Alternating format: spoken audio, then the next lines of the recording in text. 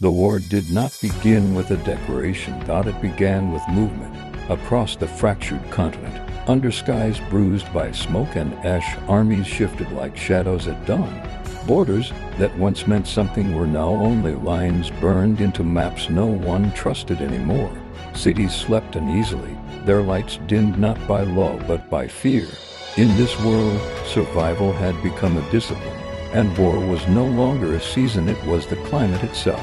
They were called the wolves not because of banners or myths, but because of how they fought.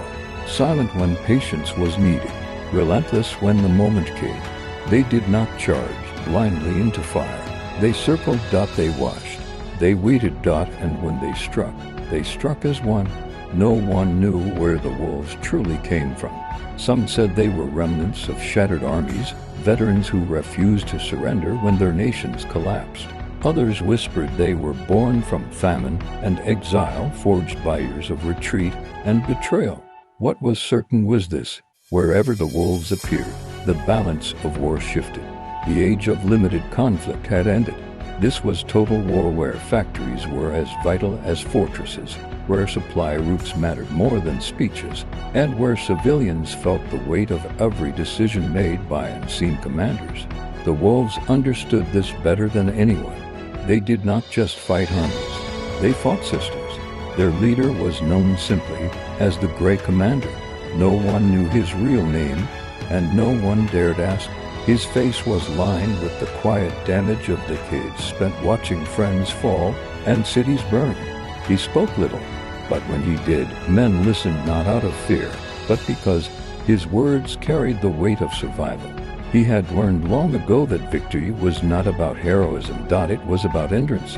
The wolves moved through ruined industrial zones and frozen plains, through valleys choked with abandoned machines and forests scarred by artillery. They dismantled enemy strongholds not with spectacle, but with precision. Bridges collapsed at night. Communication hubs went dark without warning. Entire divisions woke to find themselves surrounded, their supply lines severed, their confidence already broken. Rumors spread faster than bullets. Soldiers spoke of wolves who appeared through smoke, attacked without sound, and vanished before reinforcements arrived. Commanders grew paranoid. Orders contradicted each other. Trust eroded. That was the wolves' true weapon: disruption. As total war consumed everything, the wolves adapted. When fuel ran short, they learned to fight without vehicles. When ammunition dwindled, they turned to traps, ambushes, and stolen weapons. They recycled the battlefield itself, turning enemy mistakes into their own strength. Nothing was wasted, not time, not lives, not fear.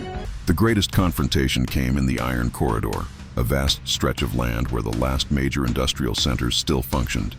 Whoever controlled it would control the future of the war. Armies converged there in numbers unseen since the world broke apart. Tanks lined the horizon. Artillery thundered day and night. The ground shook so constantly that soldiers stopped noticing. The wolves entered the Iron Corridor not as a force seeking dominance, but as hunters entering a burning forest. They knew they could not outgun the enemy, so they outthought them. They struck fuel depots hidden beneath factories. They sabotaged rail lines moments before armored convoys arrived.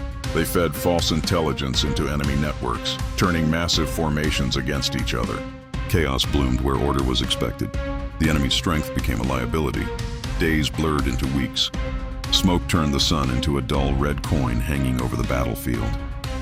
Casualties mounted on all sides, but the wolves pressed on, thinner now, quieter, more determined than ever. Every loss hardened them. Every victory reminded them of the cost. In the final hours, as the Iron Corridor burned, the Gray Commander stood on a ridge overlooking the destruction. There was no triumph in his eyes, only resolve. He knew this victory would not end the war. Total war did not end cleanly. It exhausted itself. It starved. It collapsed under its own weight. When the wolves withdrew, they left behind a battlefield that no army could truly claim. The enemy had lost its momentum, its will fractured. The world had shifted again, not toward peace, but toward survival. And so the legend grew. In future years, when new wars ignited and old hatreds resurfaced, soldiers would speak in hushed tones about the wolves of total war. Not as heroes, not as villains, but as a warning. that even in a world where everything is consumed by conflict, there are those who learn to master the chaos rather than be destroyed by it. And somewhere beyond the smoke, beyond the ruined cities and silent roads, the wolves continued to move, watching, waiting, ready for the next war that would inevitably come.